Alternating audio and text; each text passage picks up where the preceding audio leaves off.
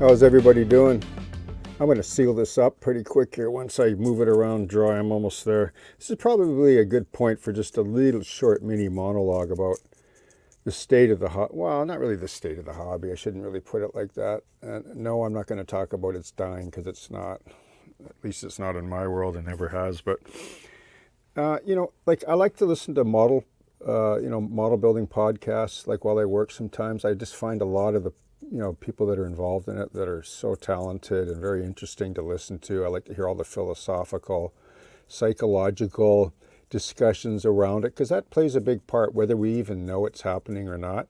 But one of the things that I find that kind of, I don't know, it rubs me the wrong way a little bit, I guess, is like I get AI and 3D printing. Like I have 3D printed models that are just like off the charts good that I've built and done. Actually, they've been some of my highest viewed content, like on my channel, like the 3D printed Kenworth cab over. Like it blew me away. It was like, I thought, wow, people really like 3D printed trucks.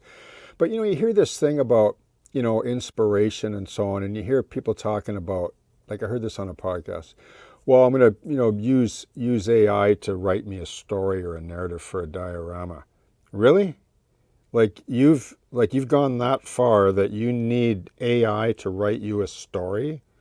Like why can't you just create one yourself? Like why can't you just put the legwork in, read a book or get out into the world or do a bit of research? And then I hear comments like, well, I don't want to put the time in to the basics.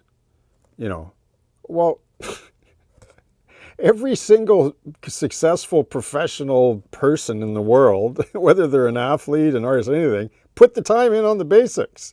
So you think that AI is gonna change all that, right? So they're gonna allow you to skip all the basics so that you can build a successful diorama, or a diorama that tells a story that you're going to be happy with and is going to evoke an emotional response to something, because ultimately that's really what it is. That's what art is.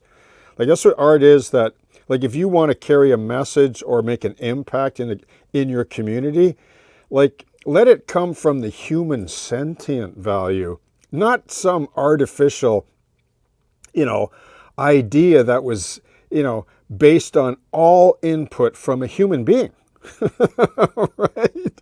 So let's just give it all over to AI, forget the whole game, right? Okay. And that'll be it.